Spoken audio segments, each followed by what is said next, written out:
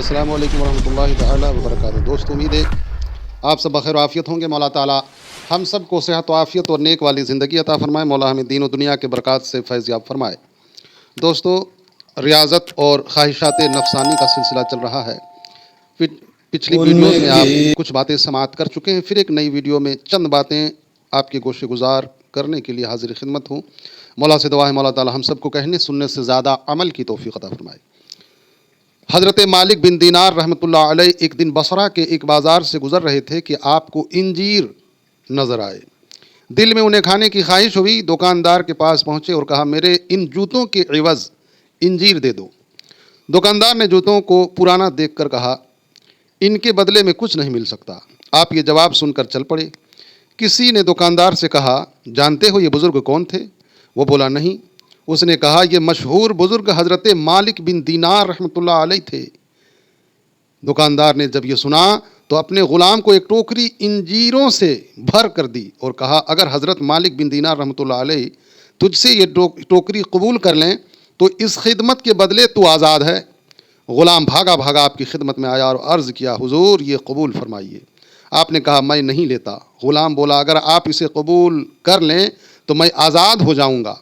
آپ نے جواب دیا، اس میں تیرے لیے تو آزادی ہے مگر میرے لیے ہلاکت ہے۔ جب غلام نے اصرار کیا تو آپ نے فرمایا کہ میں نے قسم کھائی ہے کہ دین کے عوض انجیر نہیں کھاؤں گا اور مرتے دم تک کبھی بھی انجیر نہیں لوں گا۔ میرے دوستو، واقعہ تو ختم ہو گیا، مگر سبق کیا ہے؟ اس کہانی سے، اس حکایت سے سبق ہمیں یہ ملتا ہے کہ بندوں کو کبھی بھی اپنی نفسانی خواہشات کے لیے کسی کے آگے اتنا نہ جھکنا چاہیے کہ انسان کو ذلیل و رسوا ہونا پڑے۔ میرے دوستو، بڑی افسوس ہوتی ہے ان لوگوں پر جو اپنی عزت نفس کا خیال نہیں کرتے۔ میرے دوستو، حضرت مالک بن دینار رحمۃ اللہ علیہ کو مرض وفات میں اس بات کی خواہش ہوئی، یعنی جب وہ انتقال ہونے لگے، انتقال کا وقت آیا تو خواہش ہوئی کہ میں گرم روٹی کا ثرید بنا کر کھاؤں جس میں شہد اور دودھ شامل ہو۔ چنانچہ آپ کے حکم کے مطابق خادم یہ تمام چیزیں لے کر حاضر ہوا۔ آپ کچھ دیر ان چیزوں کو دیکھتے رہے، بغور دیکھتے رہے، پھر بولے، اے نفس، تو نے 30 سال متواتر صبر کیا ہے، اب زندگی کی اس آخری گھڑی میں کیا صبر نہیں کر سکتا؟ یہ کہا اور پیالہ چھوڑ دیا، اور اسی طرح صبر کرتے ہوئے واصل بحق ہو گئے، یعنی وہ انتقال ہو گئے۔ انا للہ و انا الیہ راجعون۔ دوستو، حقیقت یہ ہے کہ اللہ کے نیک بندوں یعنی انبیاء، اولیاء، صدیقین اور زاہدین کے حالات ایسے ہی تھے۔ حضرت سلیمان علیہ السلام کا قول ہے کہ جس شخص نے اپنے نفس پر قابو پایا وہ اس شخص سے زیادہ طاقتور ہے جو تنے تنہا ایک شہر کو فتح کر لیتا ہے۔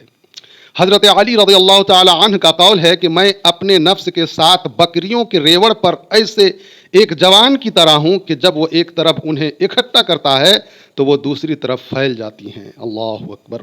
جو شخص اپنے نفس کو فنا کر دیتا ہے اسے رحمت کے کفن میں لپیٹ کر کرامت کی زمین میں دفن کیا جاتا ہے، اور جو شخص اپنے ضمیر یعنی قلب کو ختم کر دیتا ہے اسے لعنت کے کفن میں لپیٹ کر عذاب کی زمین میں دفن کیا جاتا ہے۔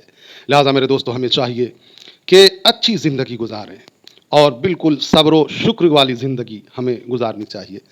مولا تعالیٰ سے دعا ہے مولا تعالیٰ ہم سب کو کہنے سننے سے زیادہ عمل کی توفیق عطا فرمائے، برے اعمال و افعال سے بچائے۔